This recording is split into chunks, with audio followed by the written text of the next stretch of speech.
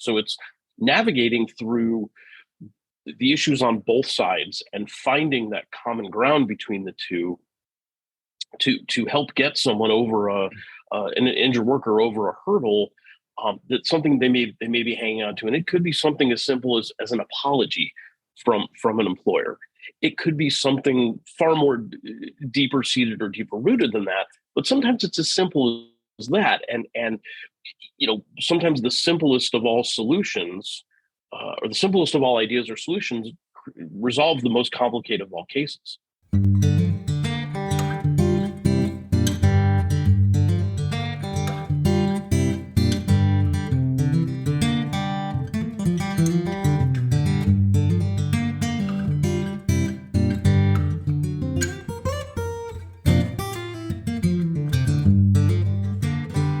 Welcome to It's Settled, the Amitros podcast. Each episode, we're going to dig into the humanity in workers' compensation and insurance claims, exploring the stories of injured people and those who support them, as well as the good work professionals are doing in the industry. And now, I invite you to join me, Sean Dean, General Counsel at Amitros and the host of It's Settled. Now, it's settled. Let's get on to the episode. We finally have Greg Gitter on the podcast. My name's Sean Dean. I'm General Counsel here at Amitros. I also hold double duty as host of the It's Settled Amitros podcast. And just full disclosure, I'm struggling a little bit with a chest cold, not COVID. Tested yesterday, but I was not about to reschedule this with such a great guest. We had to because of some travel and scheduling and things like that before, but we're really excited to finally have Greg Gitter, who's president of Legacy Claim Solutions, on with us. And in my estimation, one of the greatest people that we have in the work comp and Medicare set-aside industry, and just in general, personally one of my favorite people. So Greg, really appreciate you being here and taking the time. Hey, good morning, Sean. Thanks for having me. I'm glad we finally got here. Like you said, it took us a little bit to get here, but we're here now, and I'm looking forward to chatting. Likewise, it's always fun to spend some time talking with you, whether it's on a podcast or sitting in an airport sipping a cup of coffee, which we've had more than our fair share of. Well, I'm glad you brought that up. I mean, so it's funny you say airport. So one of my favorite stories about you. Let me back up even before that. You're such a great person. You're one of the only people I know. Always text me on Father's Day. Always text me on Thanksgiving. Always text me during the holidays. And you're just such a considerate person. And I think that's why you're so loved in the industry. But one of my favorite stories is about an airport, and this was shortly after the pandemic when everything was really, no pun intended, up in the air, and no one knew what was going on. And I got a call from you, and I had known no one who was engaging in air travel at all. And I got a call from you about a case you were working on that involved Amitros' services collaterally, but you were hopping on a plane to go to a mediation. I don't even recall where, but you were somewhere in the middle of the country, maybe. And it was just, it was amazing. And it's a testament to you and how dedicated you are to helping folks settle these very difficult cases. But you were out there flying at the height of the pandemic.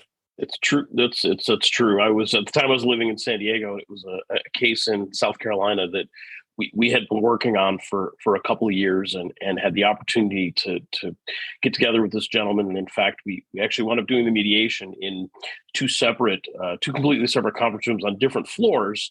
But nevertheless, it was important that we continue to move this forward. And the conversation you and I had flown from San Diego to Dulles, which is in Virginia, just outside of DC. And I was on my way between the two, and I needed some information from you all about a question about CareGuard, about the product. And we got to talking, and you must have heard the background noise at the airport, because it asked me, "What are you doing?" I said, "Well, I'm flying out," and actually flew to the flight from Dulles to South Carolina. There were 8 people on the airplane. six of which were flight attendants and such that were deadheading back to wherever they needed to be, me and one other passenger. So effectively, it was a charter jet that I wound up on to South Carolina. And the good news for really the claimant and the client, we ultimately got that case settled as a result of that, and a good result for everybody. It was a good result for the gentleman to be able to get on with his life, and a good result for the carrier to have that thing wrapped up.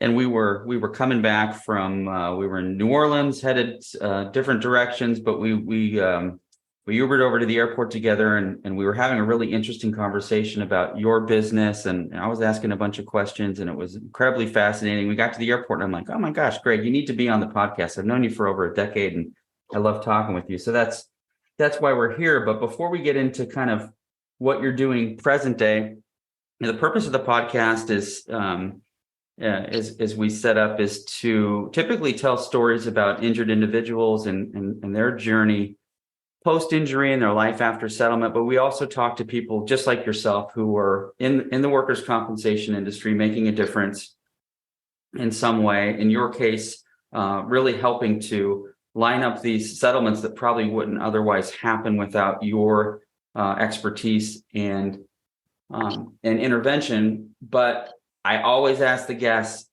how on earth did you get into workers' compensation? I was looking at I know your bio, but I was reading up on you this morning, and I'm like, oh my gosh, you had direct claims handling experience. That's how you got started. So when you were at, in San Diego going to college, were you thinking, oh, I want to be a claims person, or did the industry come up and find you like it does many of us? So it couldn't be further from the truth that I woke up dreaming about being a claims adjuster, a claims person one day. My older brother, was an adjuster working for Liberty Mutual doing workers' compensation and liability, and I'd hear him and his buddies talking about it over a beer or two, and I thought, God, I don't know how anybody on earth could ever do that. And sure enough, it was time for me to sell the Volkswagen van, get a haircut, be a grown up, buy a suit, and all those good things, and I did, and a job came up, and with a regional carrier in California. I applied, I got in the door, and I could spit out just enough terms like temporary disability, total disability, partial disability, indemnity, but I could spit out just enough insurance related terms to get somebody's attention and take me to the next level and let me take the typing test and the spelling test and all the other things came with it. And sure enough, they hired me and they threw a bundle of money at me, which in 1995 was a bundle. And off I went. And once you get in, it's hard to get out. And it's been a great run. I've had my share here, and ultimately now on to doing what we do now, which is kind of parallel or tangent to handling workers' compensation claims and really taking those cases that really the worst of the worst and some of the toughest cases out there and finding solutions and ways to settle them in creative ways and using all the tools that are available to us, be it annuities, obviously MSAs are always a big part, but use of annuities, use of professional administration, and the benefit or the asset that comes along with having somebody helping manage funds post settlement, things like that. Really, that's sort of coming along up in the industry as a youngster and seeing this niche or this need on these cases really was kind of what drove me to this point or got me to here. Well, that's what I was going to ask. So from 95, you stood up the business in 05. So there was a good 10 years of direct claims experience. And I know you even you did some marketing stuff, like you were really involved in claims. What led you to go, gosh, there's something here. There's a missing piece. Was it seeing all these old dog claims sitting out there that weren't settling? Was it one case in particular? What led you to realize that there was a niche there and an opportunity? So, it was this kind of overarching view or perspective. My last, I'll say, traditional job was with a small kind of boutique size or style TPA in San Diego. And as a manager, I was seeing cases that were being reported to excess carriers, and we were reporting to them on a quarterly, a semi-annual, whatever it may be basis. And nothing was happening with the cases. They were sort of on a maintenance, just sort of, continue to pay and those kinds of things. And I always looked at cases from the perspective of settlement. And one of the wisest people that I know in workers' compensation, an old boss of mine, said, the only good case is a settled case, and the only settled case is one that's got a full and final resolution to it. So I always had an eye toward that and had this driver passion toward negotiation of anything I could get my hands on. A friend wants to go buy a new car, they drag me to the dealership with them, kind of thing. So it was always this kind of passion in me, and I recognized these cases that had been either a specific traumatic injury, if somebody falls from a roof, there's a burn, or those kinds of things, or these kind of chronic cases that developed to the point where they fell into the layer of an excess carrier, and we were reporting on to them. And I thought, there's got to be a way to settle these cases, and kind of the genesis of the idea or the concept of this started at that point. And the old story of the TPA is bought out by a larger TPA, and there's management heavy, so on and so forth, and that was the end of my stay with that third party administrator. And I got after the day after I got laid off, I woke up with a bit of a hangover, and same mortgage payment, same 6-month-old son, and same car payments. Said, what, I got this idea about going after these cases and trying to settle them, and thought, well, hey, I know a few folks in the business. I know a couple of folks at some excess carriers. Reached out and said, hey, I've got an idea to take these cases, the worst of the worst, and see if there's a way to bring them to resolution. Take the tools we've got available to us, and as things were coming along, in particular Medicare, take the tools we had available to us and really go after settlement. And I had somebody who put a little faith in me and handed me 5 cases and said, don't call me until these are settled. And I settled the first 5, and I called him, and he sent me 5 more, and I settled 3 of those 5. And I'll never forget this. This was kind of one of these moments in a career. And he said to me, and this is a gentleman who's a few years older than me, said, kid, you're onto something. And I thought, kid, I'm 30, whatever, 5, 6, whatever years old, kid, you're onto something. And off we went into this thing. And it was his, kind of his vision and his willingness to take a chance on me and see the vision I saw to go after and try and settle these cases that really sort of evolved into the business that you see today.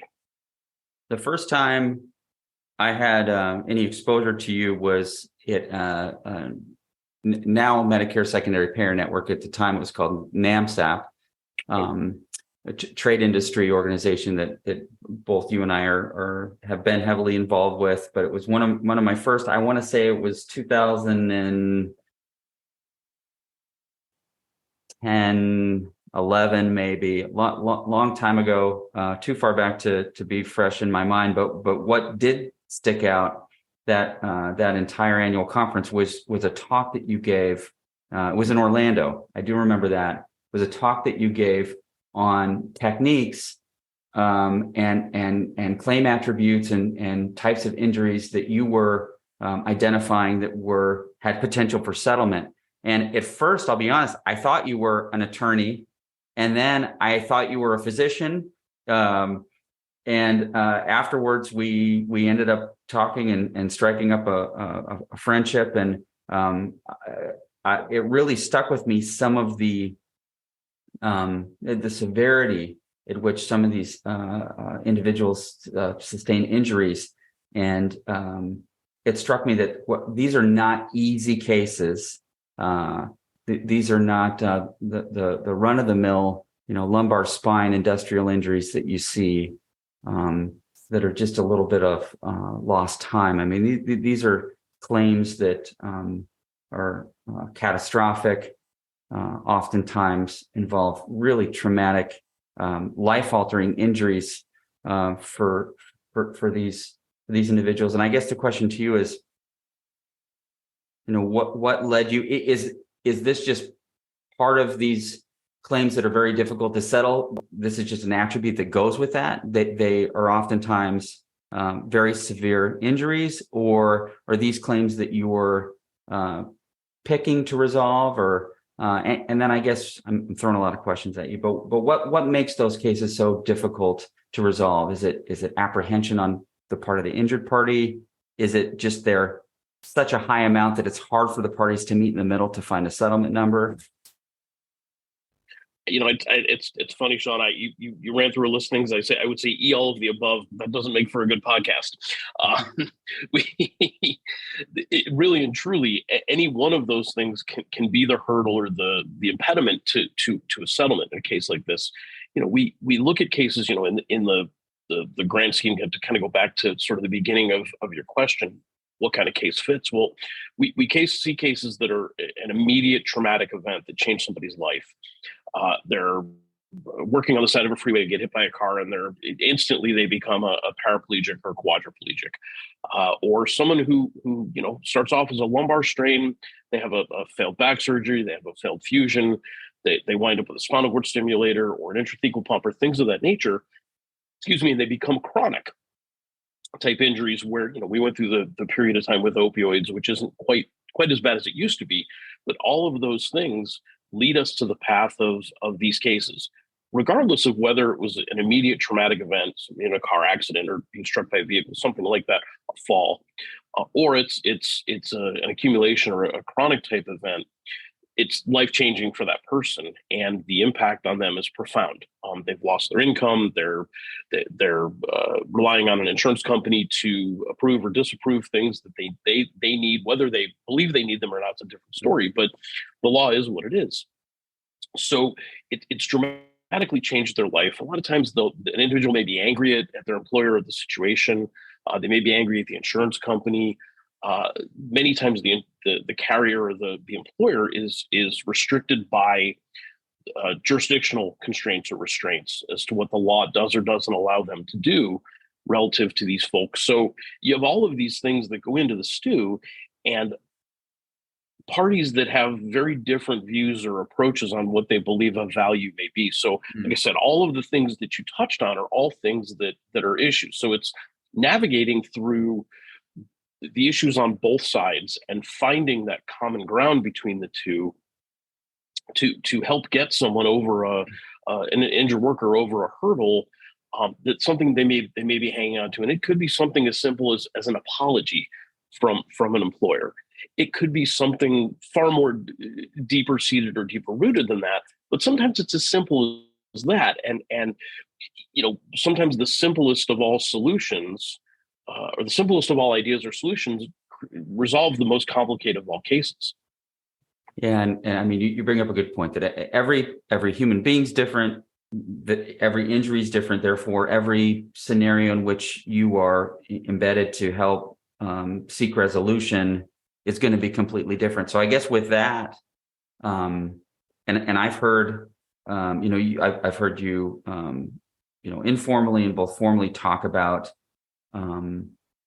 certain claims that you've been a part of, that you've helped resolve. Any ones you'd want to talk about? Any ones that sort of stick out that might be emblematic of some of these concepts that we've covered a little bit? Sure. So one comes to mind, and this is one of my favorite stories to share and tell, because it brings about the explanation or definition behind the simplest of all things. So I had a case. We were in the middle of a negotiation, and sitting in the room, all the parties are sitting in a room. It was a kind of an informal type arrangement in the claimant's attorney's office, and we're sitting and talking, and it was a gentleman that was injured, and his wife was there, and she was exceedingly angry and almost aggressive in the discussion. And this was a settlement that was somewhere north of $750,000, so a very, very large settlement. His wife was angry about everything we would say. She was upset about. And as we worked our way through, and I finally, asked her the question. I said, so, what else is there? What other issues are there? What else is holding up us getting to the end? And she finally revealed to me that during the course of the injury, the doctor had ordered a new bed for the claimant, and the carrier had provided it, and they had ordered and provided a king size bed, and they had previously had a queen size bed. So she had gone back and asked the adjuster to pay for a set of sheets for the bed, and the adjuster refused. I'm not required to do so, et cetera, whatever the answer may have been. And she was mad about this, and this was holding her up. So I asked everybody to take a little break, and I went down the street and I bought $100 gift card at one of the big box stores. I'm not sure if I should mention names, but at a big box store that sells sheets.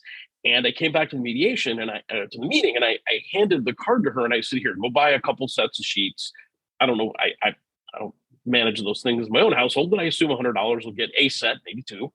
And here, and it solved the problem. And she looked at me almost kind of shocked, and I said, "Well, here, hopefully this helps to resolve the problem." And it's the point of, I guess, to the story is a couple of things. Number one, it's a little bit of creativity. I recognized what the problem was and solved the problem over $100. And this was a $750,000+ settlement hanging in the balance over effectively a set of king size sheets, bed sheets. So, and it got her past this issue, again, on behalf of her husband, but it got her past this issue that had been nagging at her, gnawing at her for a year since the bed was provided. So that kind of thing. And the defense attorney sort of looked at me sideways, and I said, "Look, if the client doesn't reimburse me the $100, that's okay." The bottom line is we got the case settled. And when I went back to the client and told them, of course, they were more than happy to reimburse the $100 that I spent on the gift card, because that was ultimately what put it over the top. But it's things, while we say, well, something as simple as that, but to her, it wasn't that simple. It was logical. It made good sense. And it was what was standing in between resolving that case, in between what would take to get that case resolved. I love everything about that story. I've heard you talk at length, going really deep into very complex, like medical conditions and interventions and treatment modalities. But I mean, we're talking here about humanity in workers' compensation, and humanity in settlements, and what's important to people and to their loved ones. You mentioned earlier about, like, sometimes it's so much as they want an apology, or they want recognition that they feel that they've been wronged in some way. In this instance, it was pretty short money, $100 for a gift card at a big box store for sheets. That was important to her. So oftentimes I think that we view these very complex claims with all sorts of associated medical issues and high monetary value is requiring maybe interventions or techniques that are on a pretty big scale, and we're talking here about $100 gift card. So I think the point there is there's something that you picked up on there that other people weren't. So the point there is to people who are out there resolving claims or handling claims or interfacing with injured parties or their loved ones, is to not forget the human aspect. And sometimes, I guess, a little goes an incredibly long way. I want you to talk a little bit about, Greg, if you would, typical apprehensions that an injured individual has when they're on the precipice of settling, and they've been in the throes of the work comp ecosystem that has nurse case managers and adjusters and likely an attorney that's representing them, and the overarching workers' compensation system where there's ultimately going to be an ALJ who's in kind of almost a parental way looking out for their best interests, and they're they settle a case, and it's literally like they're taken care of one day, and the next they're kind of on their own. They might have a pile of cash, but they might not have someone there. So what are some trepidations that you find that injured parties and their loved ones have, and what are some ways that you talk through with them about those things? Because I know you're in the throes of it. Like, you became a Medicare set-aside expert a long time ago because you realized, okay, this is going to be something that's going to be required, so I need to know this stuff. Why don't you talk about that a little bit? That's a great point, because we do. There's such a huge element to MSP compliance and doing what we need to do and do the right thing by Medicare as part of this process. And it's the education first, it was my education to know and understand, going through training and education to be able to initially to peek behind the shower curtain and sort of see how CMS looks at the world. But ultimately, the asset or benefit that it brings to us is to be able to share that knowledge and education and apply it to settlements. And really to make sure that somebody understands that we're not going to leave them out on an island if they're on Medicare or SSDI. We're not just leaving them on an island. There's a fund that's set up, and it's set up for a purpose, and educating them on what's included, how it works, how it functions, how it interplays with Medicare should that fund ever run out. But it's helping them to bring them. One of the biggest things that we see is to bring them the freedom and control back in their life, because many times the workers' compensation system, for as much as there's this sort of parental role to it, as you point out, where there's there's case managers and folks looking out for them, the parent controls the amount of screen time is a good analogy to it. They're controlling what they can and can't do, and a lot of times these folks just want control back. So it's being able to give them the control over being able to go to the doctor when they want to, not having to ask permission to get additional physical therapy from anybody but their doctor, to get their prescriptions filled at the pharmacy of their choice. These little things are important to these folks. And a lot of times giving them back that control is a big part of this, is giving them control over money, and whether that's a lump sum of cash because that's the best thing for them, or it's a combination of cash and annuities where there's a stream of income that's coming to them, whatever it may be, something, setting up a college fund for a child, setting up something for grandkids. I was working on a case with a gentleman yesterday who wants to make sure his grandkids are taken care of. So we're taking some of the settlement money and we're setting up a series of annuities so that when his grandchildren reach age 18, there'll be something for them. Grandpa has set them up. One of them is 6 months old. So it'll be 17 and a half years before she sees this. But nevertheless, he's done something to set her up for her future out of his settlement. So that's important to him.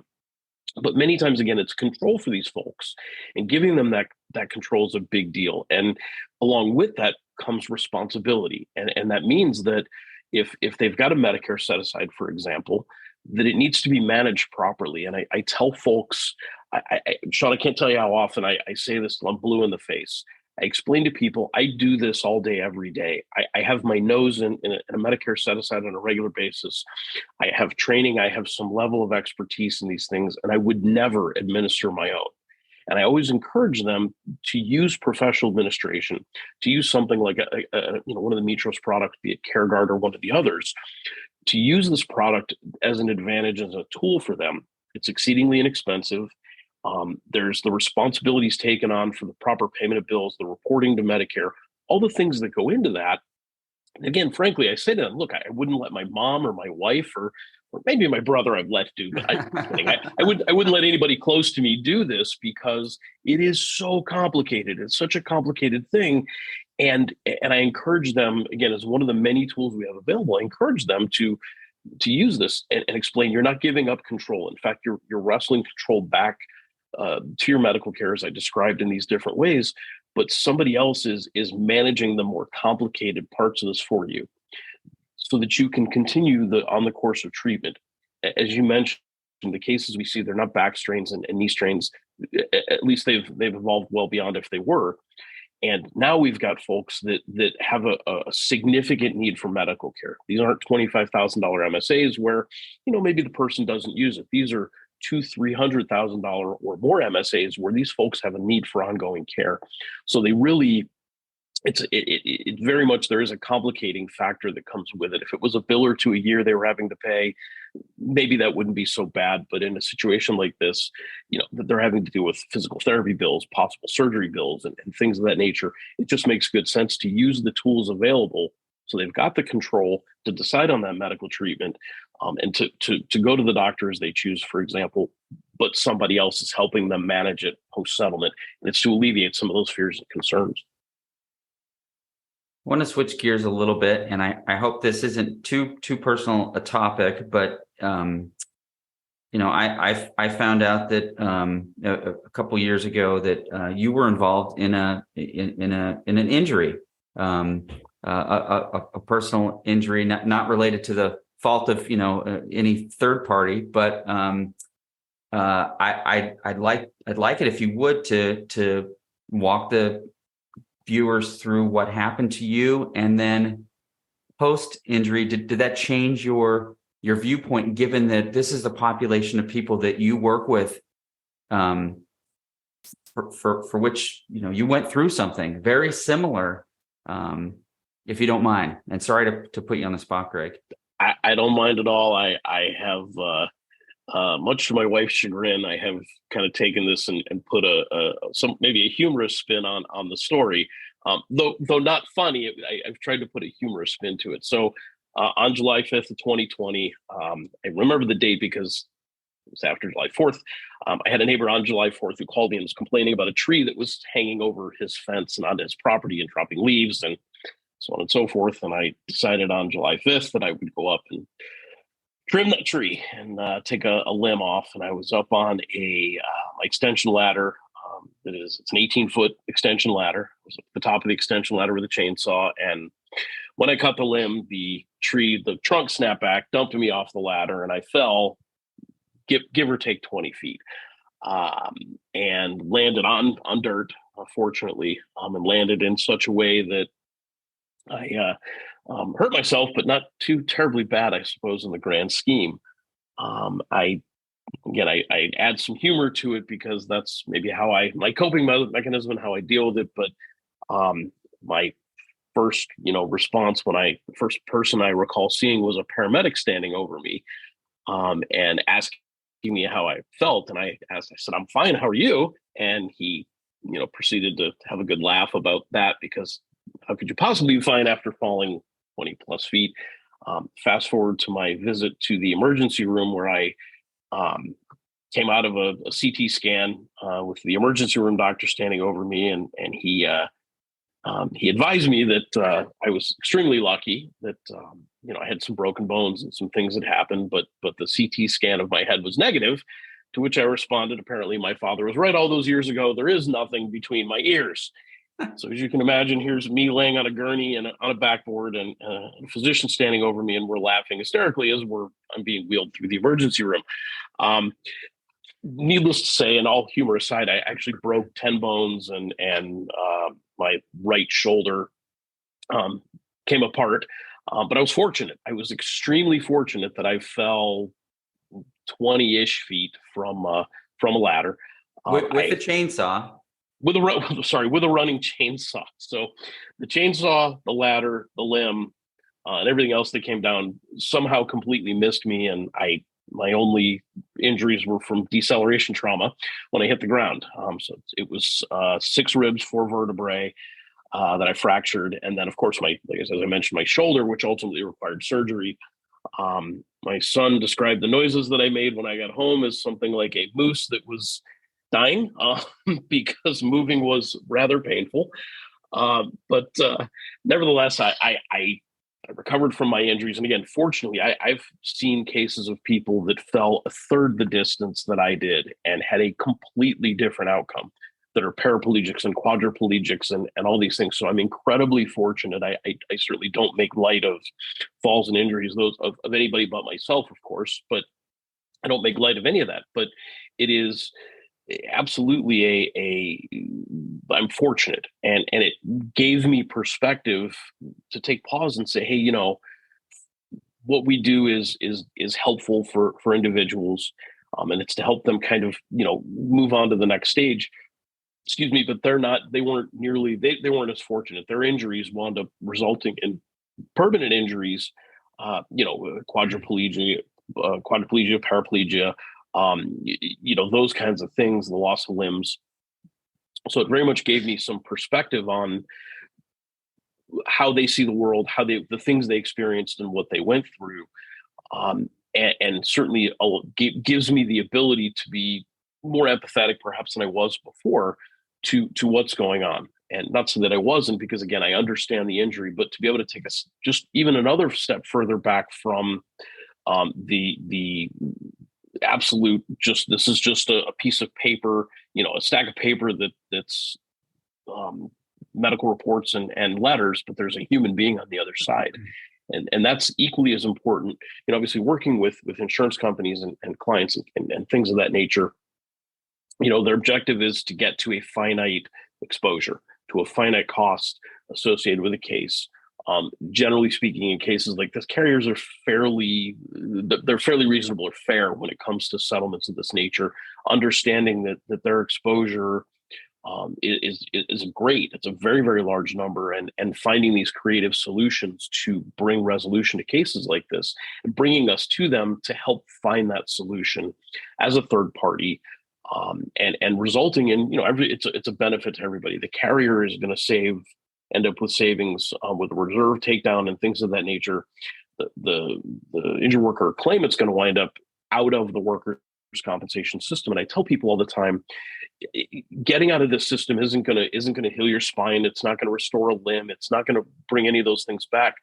But the burden, the mental burden that's lifted, again, you getting the control back, you being able to close this chapter of the book in your life and move forward into the next chapter, whatever it may be.